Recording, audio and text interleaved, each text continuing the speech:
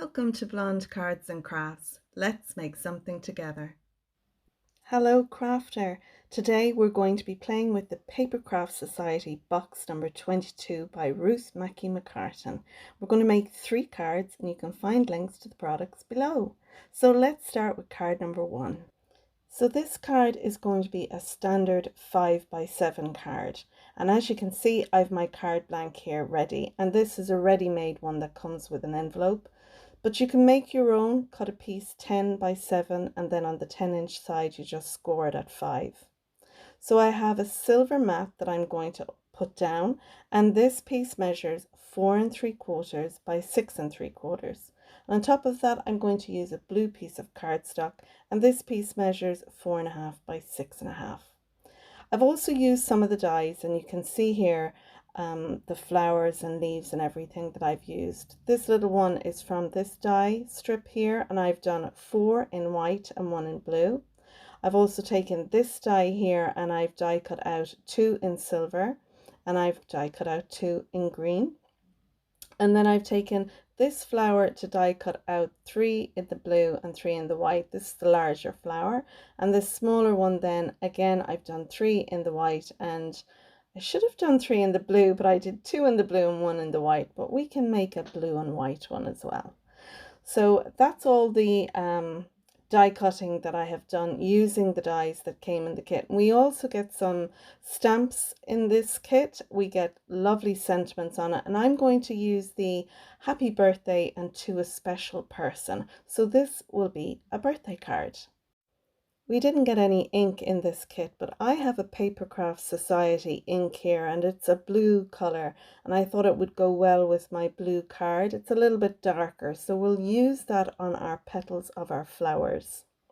So I want to show you how I used the ink on the petals of my flowers. I have some finger daubers here, and I just dip it into the ink, dip it down onto the center of each one, and then what I'll do is I'll go around the edges of each petal with my little finger dauber. Now there is a good bit of ink on this for doing around the edges, but sometimes I'll dip it back into my ink just to give it a nice deeper color. So I'll do that with all the white ones and even the little fiddly white ones. And you'll get a little bit of ink on your fingers, but it does wash off with a little bit of detergent or soap from the bathroom. So once I've all my white ones done, then I'm going to go along and do the blue ones. And you can see I'm going heavily just pressing down on the larger ones in the center, and then I go a bit lighter on the smaller flowers, and then I just again do all around the edges of each individual petal. And I just find when you put the smaller flower petals onto the bigger ones, it gives some depth and dimension to our little flowers. So I thought that would be nice. Now I have this little ball tool, and these tools are used for forming your flowers, and I'm using them on the back of the petals, and then I'm turning them over and pressing down in the middle. And I'm going to do this for all of my little flower petals. There's some great videos on YouTube showing you how to, make your flowers so they look really realistic. And I'm just doing it my own way, and it's not professional or anything, but I think they come out looking lovely. So I'm going to do the same now with the white ones. I'm going to put a little dimension to each of the petal, and I'm just rolling the tool around each petal, and it helps to break down the fibers and give them a little bit of dimension. And then once I have that done on the back, again I press down then into the middle, and you can see there that Sizzix pad that I'm using, that's a foam pad, and it helps when you want to put the dimension onto your flowers. Okay, now that I've that done, I'm taking a little scrap of paper. I've put some glue on that, and that way then what I can do is take the smaller one, dip it in the glue, and then press it into the bigger flower. So I'll just do that with each of my little ones, and then I'll do it with the white ones as well. And I just find it's easier to just sit the bottom of the smaller one into a little dab of glue rather than trying to put the glue on the back of the flower itself. Lovely. So that's all my little flowers put together. Now we got these little beads. They're teeny tiny black beads that come in the kit. And I thought what I would do is take some glossy accents, put a dollop of glossy accents in the middle of my little flowers, and then spoon on some of these little beads. But there was a bit of static there, and I actually found that it was easier to use a little tray or something. This is like the little lid of a box that I made, and so what I'm doing is I'm putting in my glossy accents, then I'm pouring there you go, pouring a load of the little black beads into the middle, and then I just give it a minute and tap the excess off. So when our glossy accents dry, it dries solid and clear, and all we're left with is these little beads inside. So it looks like the center of a sunflower kind of. But I know these flowers aren't particularly a sunflower or what they were intended for, but I'm delighted with the outcome of this. I think they look super cool, and texture wise and everything, they're really nice, like to the touch. I find cards can be they're not just visual, but you know, the textures and everything in them as well. I just think it adds to that. It adds to the dimension of the flowers, and it adds to the texture of the flowers. So I hope that it inspires you to give this a try with your flowers if you're doing it. So here we go, we're on to the last one now. I'm just going to fluff that one up a little bit and sit that down to dry. Now I did leave these flowers for about an hour and a half or 2 hours for the glossy accents to set and set hard. And you can see here the handy thing about having this little tray, I just pour them nicely back in to the little container they come from, because I'll tell you something, these little things, if they get on your desk, oh boy, I tell you, you'd be chasing them all around the desk trying to pick them up. I had some great fun, but yeah, there we go. So that's our flowers done using our finger daubers and some Papercraft Society ink, as well as using our glossy accents and our little beads that came in the kit. So next thing we want to do now is to assemble our card. So that's what we'll do. So the first thing I want to do is stick down my mats and my layers to my card base. And to do that, I'm going to use some Collal Glue. Collal Glue is a solvent glue, so it doesn't have water in it. I find there's very little smell of this glue. I find that it dries really well. It has a bit of wiggle room, so when you put some glue on it and then put that down onto your card, I find that you can kind of move your matte layer around a little bit to get it situated well. I also find that when this glue dries, you don't have warping between your mats and layers or your card base, whatever you're using. So it's really handy. Some of the white glues that we use, sometimes they can warp your card or your paper. So I like to use the white glues for my small projects, you know, for gluing down my little leaves or little bits and pieces. But sticking down these mats and layers, I find the Collal glue works really, really well. Okay, so I have my silver one down now. I'm going to put down the blue one. And once I have that down, then I'm going to take those little strips and put them down.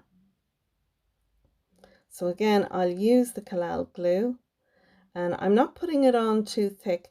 This is a little bottle that I got off Amazon, and then I bought the tip to fit on that bottle, because the bottles you get with the Collal glue, it's very hard to get a fine control on the adhesive that comes out. So that's why I use that little bottle. I just fill it up with my Collal bottle when it gets low, and I find I can target the glue better, and I can put on the amount of glue that I want. And you can see there it gives me a little bit of room moving that blue matte layer onto the silver. Okay, so once I've that done now, I'm going to speed everything up and we're going to put down all our other bits and pieces. So I'm going to put down the white strips, and it's lovely. I don't know what you would call the it's like a twirl or something, kind of embossing that's gone into this piece, but it's really lovely. I think it gives a bit of class to the front of the card. So with the top and bottom, I'm going to trim them down, and I trimmed them around the embossed area so it doesn't look like I've cut them down. And I'm going to do the same now with this top piece, and again I'll glue that down. And for that glue I was using my Art Glitter glue, and that's a white glue and it's a quick grab glue. So with my leaves here, the silver ones, I'm going to use some of my hot glue to stick these down, and the reason for that is the hot glue gives a little bit of dimension without using foam tape. So it's not as raised up as what it would be if I used foam tape, but it's lifted a little off the card base. So hence the reason why I'm using my hot glue there. So now I'm going to have a look at my flowers. I know I want one at the top, so I'm going to use one of the white ones up there, and then I'll faff around with the leaves. I was faffing, and I edited a lot of that out, but I couldn't decide whether I wanted the one with the 3 leaves clustered together on one side or the other. But you can see here, thank God for editing, I was able to edit that out. I've edited a lot out of this because you wouldn't want to be set here for an hour watching me making cards, and generally I have YouTube on in the background, and I've one eye watching something on YouTube, or I have a book, I have an audible book that I'm listening to while I'm doing this. This for me, making cards, is it's just a little bit of chill out and relax, you know, just gets your brain to slow down, and really, yeah, this is my happy time and my happy place. So I'm happy with my flowers, and you've seen there I glued those down as well using the hot glue. That way I could have them stuck down to the blue card itself, or I could give again a little bit of dimension using the hot glue. Now with these green leaves, I'm going to glue them down using my white glue. This one I go to glue down and I'm like, do I want it here? Do I want it there? So there's a little bit of faffing around again. But once I get that tucked in where I want it, I'm happy with that. So we'll pop that in underneath those little silver leaves. And then with the last little green leaves here, I'm just going to tuck them in and then lift the leaves up and glue them down once I'm happy with that. Lovely. Okay, so the next thing we want to do then is stamp our sentiment. Now I'm happy just to take these stamps on my stamping block using my Versafine Onyx black ink is what I'm going to use to stamp them down. I find with the Papercraft Society, their stamps are really, really good. And I have stamped these out just on a piece of copy paper just to make sure that I know they're going to stamp well. And I did know that, and that's why I've just used a stamp block. So now to finish, I have stamped out these little bees and I have colored them in using my Brutfuner oil coloring pencils, and in the next card I'll actually show you how I do those.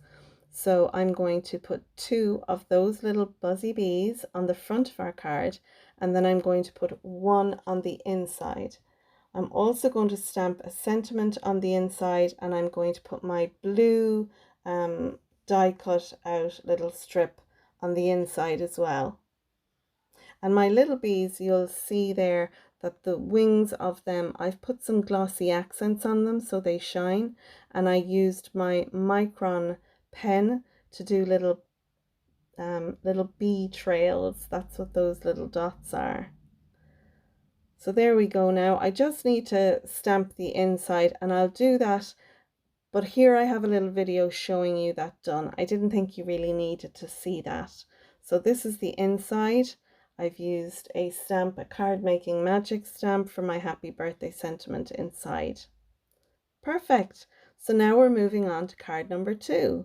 I have a piece of 12 by 6 here, and I'm going to score this at 6 on the long side, and that way we'll have a 6 by 6 card base. Now you can buy these ready-made, but I wanted a white one and I had some white cardstock, so I thought I'd make this one myself. So I'll just fold this over and then burnish that score line. Right, with that I'm going to use some yellow mats and then pattern papers for our layer. So this yellow piece here measures 5 3/4 by 5 3/4. My patterned paper measures 5.5 by 5.5, and they'll sit on the front of our card just like that. So we'll have those like that. Now you can have this as a top opening card or a side opening card, and I like to go with a side opening card because I find they don't just slide open when they're set on a mantelpiece or a shelf. Now I have a die cut circle here, and the diameter of this circle is 5 1/4, but you can use whatever dies you have in your stash. So it takes up pretty much the front of our patterned paper, so you could actually die cut out or cut out some of the inside if you wanted to, but I'm happy to put my white circle on top of my pattern paper. Now this circle is 4.5 inches in diameter, and you'll see here the bottom is missing because I just used a piece of my cardstock that was left over, and I figured I didn't need the bottom part because I'm going to take this sheet here and I'm going to pop out the sunflowers on this, so you have a lovely cluster of 3 or 3 depending on how you say it, and I'm going to put those at the bottom there, and then this one I'm going to put some foam tape on that, and I'm going to put that with the cluster of 3. So you can see they'll sit down there like that, so you don't see the bottom of our die cut yellow circle. So I kind of thought, well, hey, I can just use an off-cut piece rather than using a whole piece. Now this is a little tray that I got from Penny's, and I find it handy when I put all my bits and pieces, my die cuts and everything in that tray. I find it easier visually for me to use up the pieces on my cards. So I've die cut out a couple of leaves. I've die cut out 3 leaves, and again these leaves, the dies come in the kit, and I'm going to kind of assemble that something like that. I might move 1 or 2 of the leaves around. There you could use any of these little tags. You could fussy cut around the gold sentiments and put them down, but I have actually or you can use some of the stamps and stamp down to a special person or happy birthday, whatever you want in that space. And what I've got is a die cut piece. I die cut out the thanks a bunch, and I'm going to use that with some of my little bees. This little off-cut piece, this strip here, measures 5 3/4 by 1 inch, and my pattern paper there measures 5.5 by 3/4. And I'm going to use these 2 pieces together like so on the inside of our card, and that's just to embellish it and bring the outside to the inside. So here you can see I'm stamping my little bees using my Versafine Onyx black ink, and I've got some of my Brutfuner oil colored pencils. And I have them there, and you can see on the screen I've put the numbers for the pencils that I have used. So I've used some of the yellows and oranges as well as 2 of the blues to color in the little wings. Now I'm no great colorist, I'm really a newbie at this coloring in lark. I would rather use die cuts or ephemera or something rather than coloring, but practice makes perfect. This doesn't have to be perfect. It's a handmade card, so I mean, if people want perfection in printing and so, you go and buy a Hallmark card. But when you want something that's handmade and hand done, then you do it yourself. So these are the lovely colors that I've used, and I'm just writing them down there for myself, so I'll remember when I'm doing this voiceover exactly what numbers I've used. So you can see there I'm using the lighter blue on the wings, and then around the bottom I'm going to use a little bit of a darker color as well for a little bit of shading. And I'm delighted with them. I'll take some glossy accents and I'll just dot the eyes and go over the wings, and I'll let that set and dry, and then they'll be lovely. And I'm here looking at the cards as I'm doing the voiceover, and I have to say, I think my favorite my favorite part is the little bees. They're so cute. And again, with the fussy cutting, guys, it doesn't have to be perfect. Do you know, just do your bit. I really recommend a good light over what you're cutting out, but honestly, they don't have to be perfect. They don't have to be exactly the same.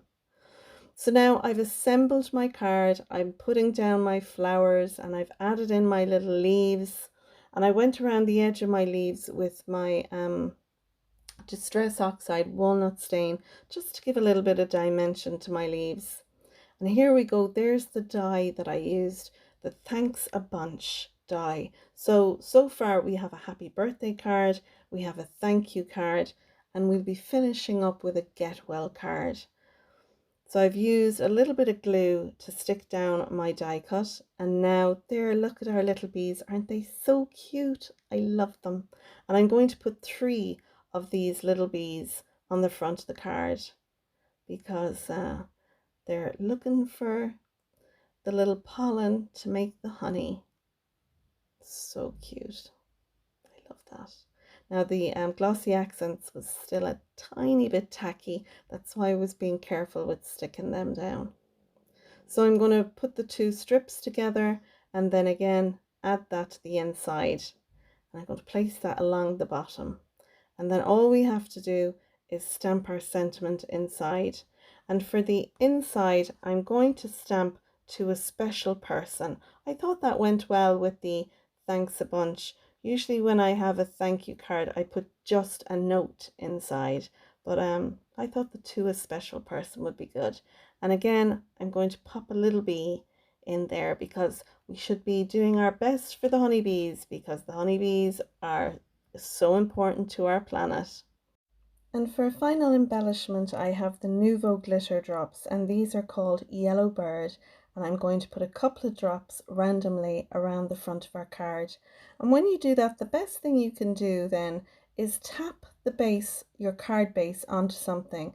This will help dome over the tops of your Nuvo drops. So here's a little video showing you our finished card. You can see the gloss on the wings of our bees, and then that's how it looks inside. Lovely. So now let's go ahead and finish up with card number 3. So my card base measures 8 by 8 1/4, and on the 8-inch side I've scored it at 4, and this is going to give us a slimline card. And the reason I do my slimline cards this size is because the envelopes that I have measure 4 1/4 by 8 1/2. On top of that then I have some of this gold card, and this measures 3 3/4 by 8 inches. And then onto that I'm going to add my green piece, and this measures 3 1/2 by 7 3/4. So the front of our card will look like this. Now the green card, I'm going to take some stamps from the stamp set. I'm going to use my Versamark ink, that's a sticky ink, and I'm going to use some embossing powder on that. Now I have the clear one there, but I'm going to use some white embossing powder. This is an embossing buddy, or it's got a powder on it that you use to help take any of the oils off your cardstock before you emboss it. Now I have some repositionable tape here. I'm going to put some down, and then I'm going to pop down my little green card on top of that, and that'll help to stop my green card moving around while I'm stamping down on it. Now you can use a stamping platform to do this, but I'm just going to go loco and do it using some stamping blocks. Now you can see there I'm using my buddy, and it's going to take off any oils or static off my card, because we only want to have the embossing ink going onto our cardstock, and we want our embossing powder only sticking to that ink. So prepping your cardstock before you stamp is really, really important. Now, if you have any little bits of embossing powder where you don't want them to be, you can take a fine paintbrush, really fine tipped paintbrush, and you can take away any of the extra little bits. But if you use your embossing bag, or you can use one of the embossing buddies is another one, and you go over your cardstock with that, you shouldn't have too much problems. And another thing to do is have your heat gun heating up while you're doing this, because the hotter your heat gun is, the quicker your embossing powder will melt, because that's what happens. Your embossing powder is like a fine plastic, and when you heat that up, it melts. It goes like a liquid. So when you take the heat off it, then it cools down and it goes solid, and that's what gives us our embossed look on our cardstock. So I have two of my little sunflowers stamped down, and now I'm going to stamp down the third one.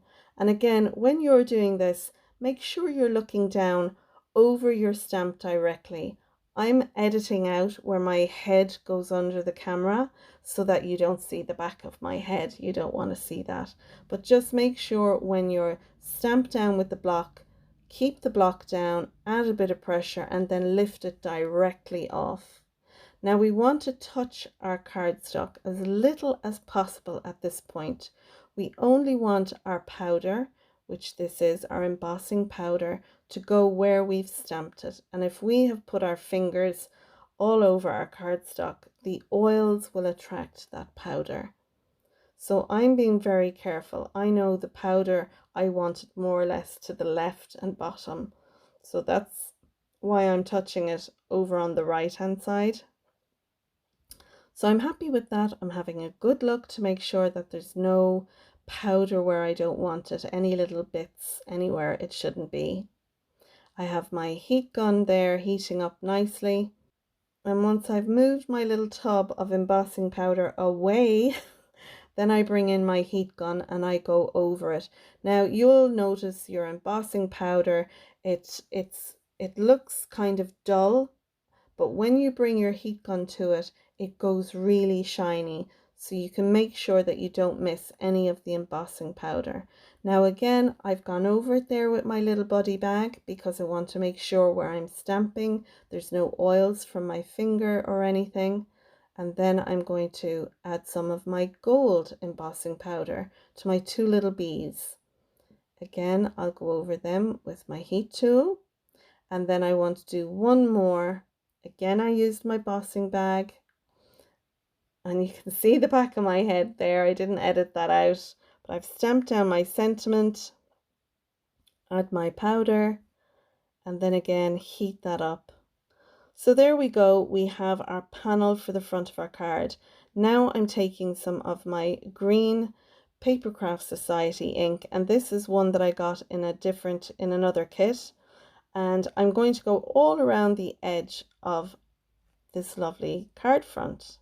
Now you can see it's going on over our gold and white embossing, but that's okay because our embossing is going to resist the ink. That means that when we come along with a nice clean dry cloth and we wipe over that, it'll wipe off the excess that's on our embossing ink, and it'll also wipe off any of the little powder that we used as well. It'll wipe that off, and it gives such a fabulous look to the card. Now I have some ribbon here. I'm going to add that across the bottom of our green panel, and I'm going to tie it in a little knot. It'll look like a bow, And you can see it here. I didn't think you needed to see me sticking down the mats and layers and adding the bow, but this is our finished card. And inside I've used a stamp from my stash just to say, and I had one little bee left over, so I put it on the inside. So there you go. Here's some images of the 3 cards we made. I hope you enjoyed my video using the Papercraft Society Box 22. If you liked my video, you might click the thumbs up down below. If you're a subscriber, thanks for subscribing. And if not, you might consider clicking the bell icon down below to become a subscriber.